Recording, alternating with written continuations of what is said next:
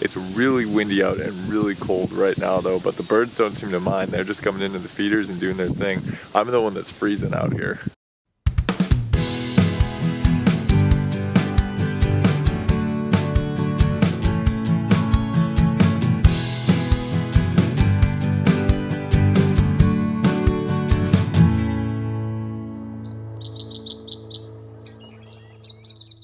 While there are certain times of the year that forests are alive with birds, during winter, these places become quiet.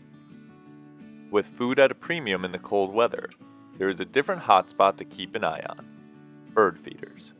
Hey everyone, this is Ryan from Badgerland Birding, and today I am at the Kettle Moraine State Forest headquarters of the Southern Unit. They have a bunch of bird feeders set up here, and we're going to see what kind of birds we can get. I guarantee we're going to get downy woodpeckers, chickadees, dark-eyed juncos, and if we're lucky, we'll get some of the eruptive finches like purple finches, and then also looking for tufted titmice. Surrounded by woods, the feeders set up at the South Kettle Moraine State Forest headquarters are a bustling oasis for birds.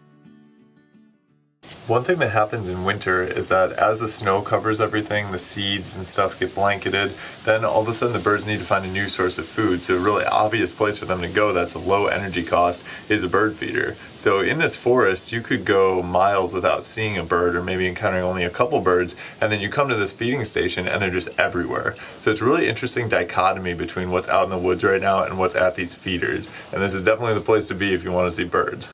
These feeders draw in a plethora of different species, but the one that I wanted to see the most was the adorable yet elusive tufted titmouse. While they live in the area year-round and are known to come to bird feeders, they only show up for a second to grab a seed and are gone in a flash, making them hard to get good looks at. As I started watching the feeders at the front of the building, some of the first species I noticed were my predicted downy woodpeckers, black-capped chickadees, and dark-eyed juncos. Next, I moved to the back of the building, where I spotted an eruptive finch species I was excited to find, the pine siskin. Some winters, the small and energetic pine siskin makes its way south in big numbers. This movement is dependent on the status of cone crops in the northern forests. They are brownish tan color with a streaked underside and yellow on their wings. When pine siskins are around, they will typically be feeding on conifers or visiting bird feeders where they are fond of thistle. These finches can usually be heard before they are seen, as their buzzy calls fill the air well before they come into view. While the siskins were feeding, more species came in, including an American tree sparrow, a male northern cardinal, and another extremely colorful bird, the purple finch. Male purple finches are one of the most beautiful birds that come down from the boreal forests.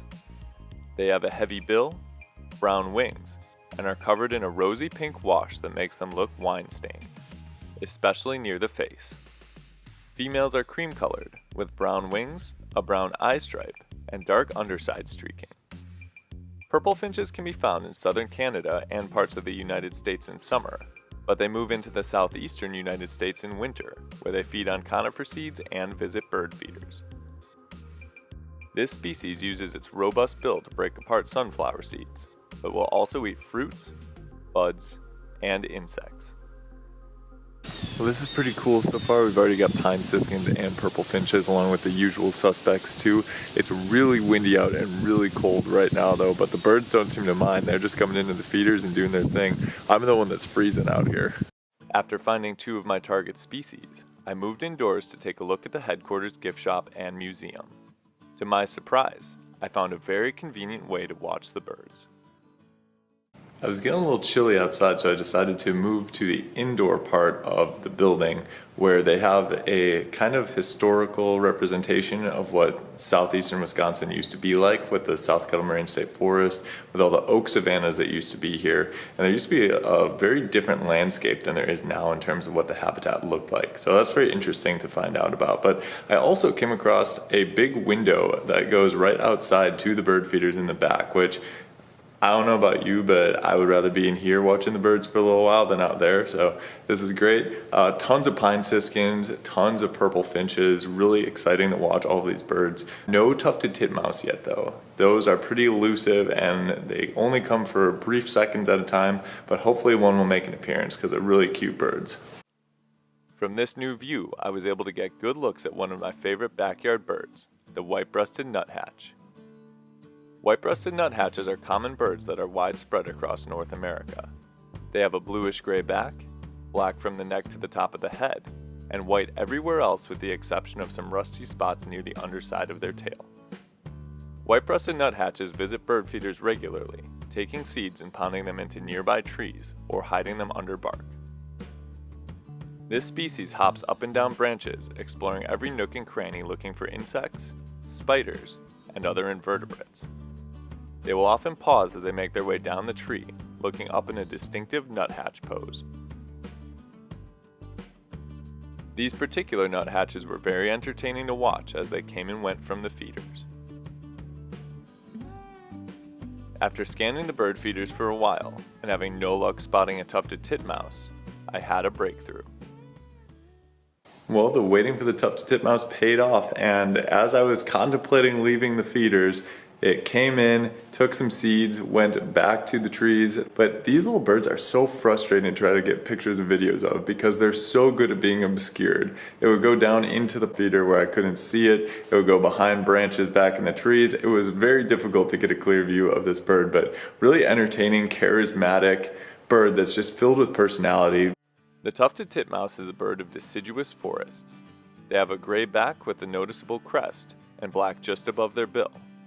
Tufted titmice often reside in the tops of trees, making their white belly and peach color on their sides visible to those below.